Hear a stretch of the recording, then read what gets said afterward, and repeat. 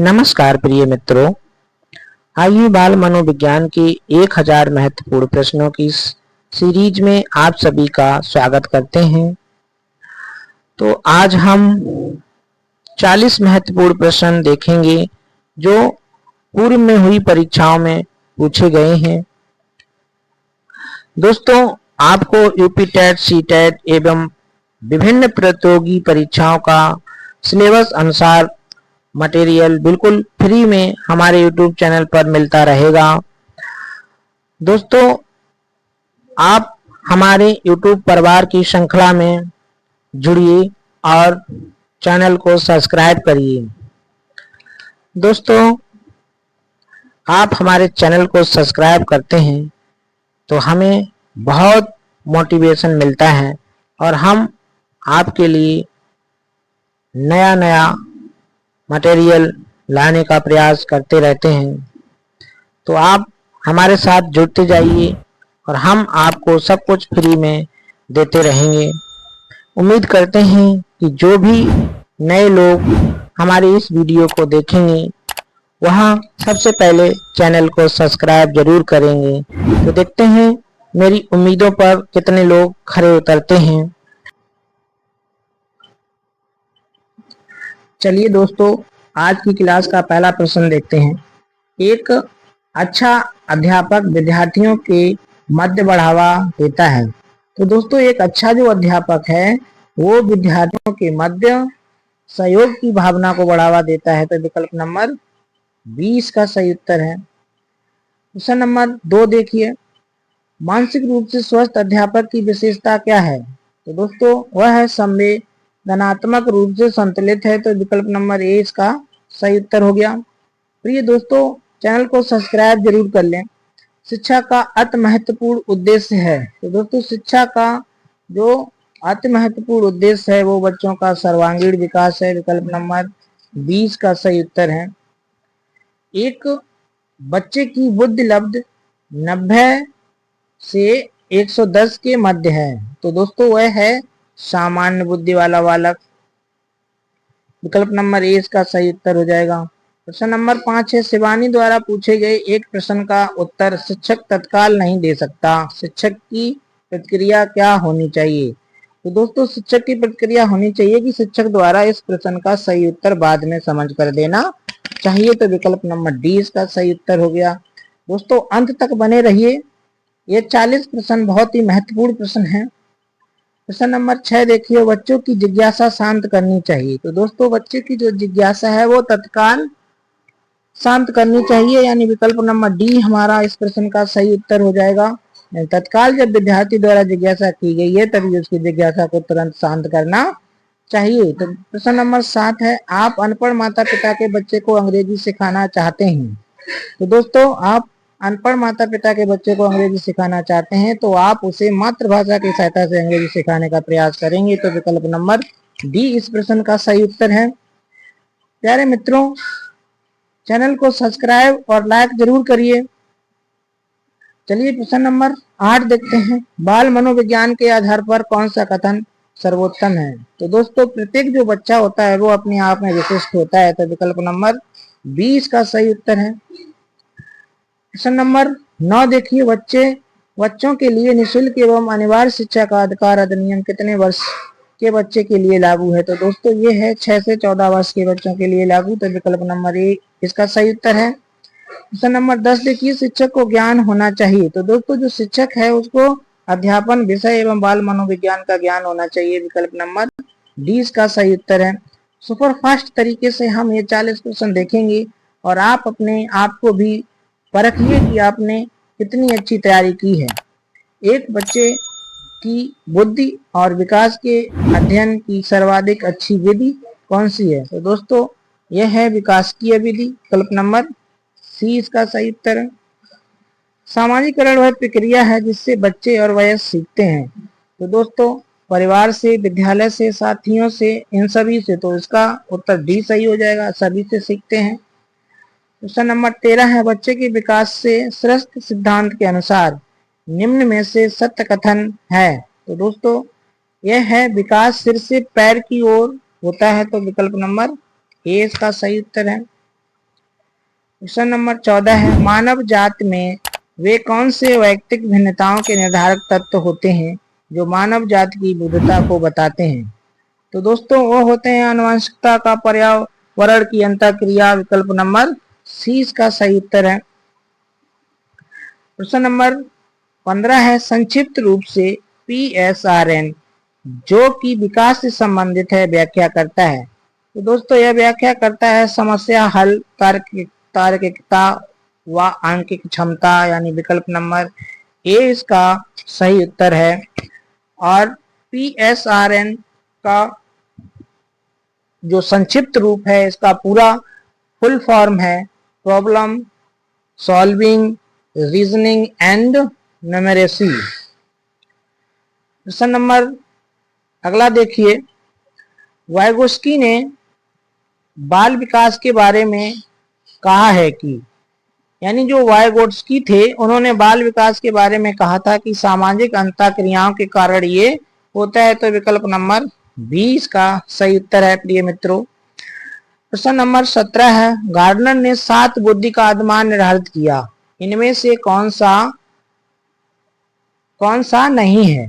तो दोस्तों जो गार्डनर थे उन्होंने बुद्धि के 7 अनुमान बताए, उनमें से भावनात्मक बुद्धि उनके 7 अनुमान में शामिल नहीं थी। तो विकल्प नंबर 20 का सही उत्तर हो गया।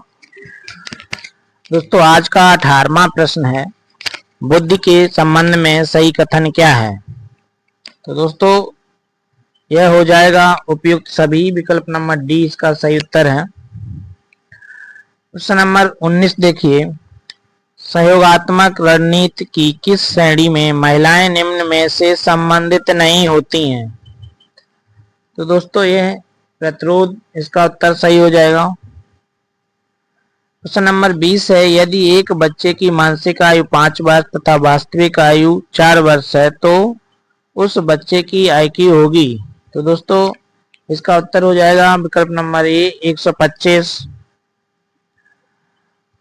नेक्स्ट क्वेश्चन है, विद्यालय क्षेत्र में रचनात्मक निर्धारकों को जानने के लिए इनमें से कौन सा उपागम नहीं है? तो दोस्तों इसका उत्तर हो जाएगा विकल्प नंबर बी बहुविकल्पीय प्रश्न।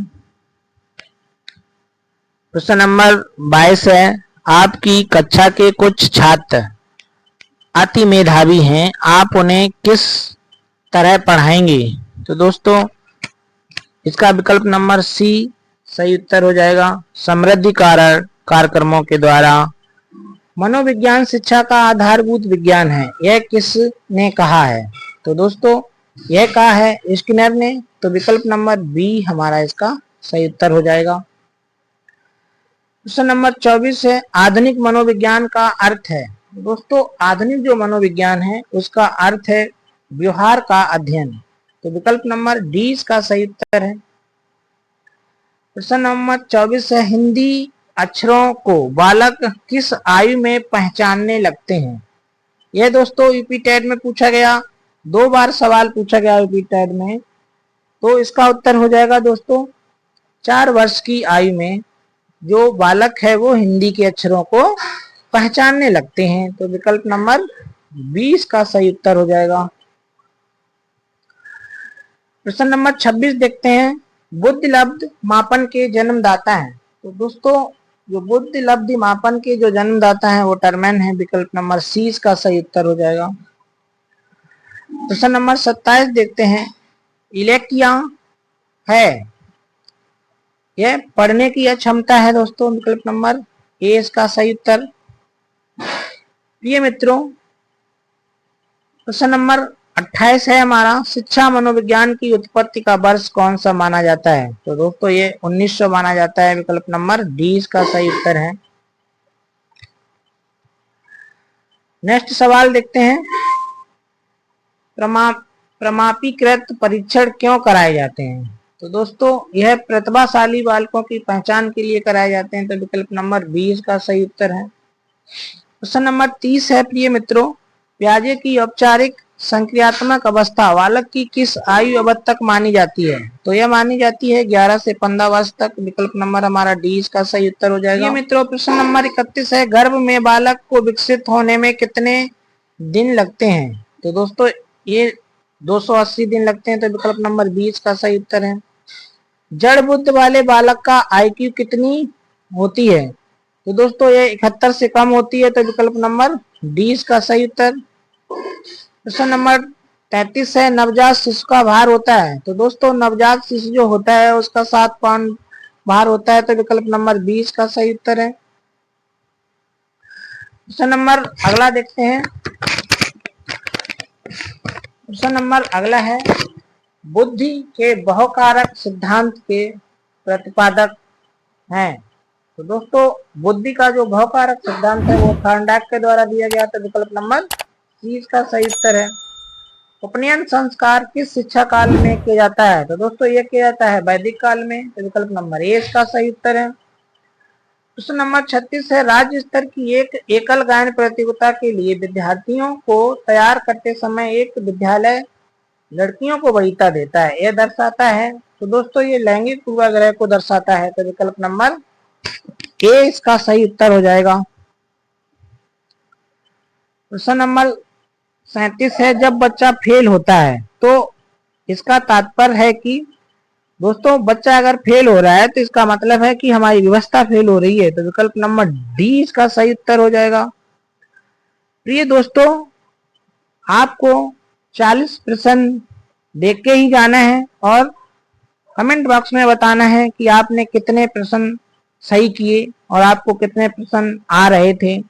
दोस्तों अगर आप हमारे साथ बने रहे तो उम्मीद मानिए कि आपके बाल मनोविज्ञान में 30 में से 30 नंबर अवश्य आएंगे। आप हमारे चैनल को सब्सक्राइब कर लें और हमारे साथ जुड़े रहें। चलिए प्रश्न नंबर 38 देखते हैं, निम्नलिखित में से कौन सा वस्तुनिष्ठ प्रश्न है? तो दोस्तों ये है हमारा सत्य या असत्य, विकल्प नंबर डी इसका सही उत्तर हो जाएगा। प्रश्न नंबर 39 है, निम्नलिखित में से कौन सी प्रगतिशील शिक्षा की विशेषता है? तो दोस्तों ये जो 4 विकल्प दिए गए हैं उन चारों विकल्पों में से विकल्प नंबर ए समय सारणी और बैठने की व्यवस्था में लचीलापन इस प्रश्न का सही उत्तर है। प्रश्न नंबर 40 और आज का अंतिम प्रश्न, प्रिय दोस्तों पियाजे के संज्ञानात्मक विकास के चरणों के अनुसार इंद्रिय गामक अवस्था किसके साथ संबंधित है? दोस्तों हमने शुरू में आपको एक टारगेट दिया था, एक उम्मीद जताई थी कि आप अगर पूरे प्रश्न देखते हैं और हमारे साथ नए जुड़े हैं तो चैनल को सब्सक्राइब करके अवश्य जाएं। दोस्तों इस 40 प्रश्न का उत्तर है विकल्प नंबर हमारा अनुकरण, स्मृति और मानसिक निरूपण, विकल्प नंबर हमारा 20 का सही उत्तर है। दोस्तों ये थे आज के 40 महत्वपूर्ण प्रश्न। उम्मीद करते हैं कि आपको आज के प्रश्न पसंद आए होंगे। चलिए मिलते हैं नेक्स्ट वीडियो में पूर्व में पूछे गए बाल मनोविज्ञान के 40 और महत्वपूर्ण प्रश्नों के साथ। तब तक के लिए जय हिंद।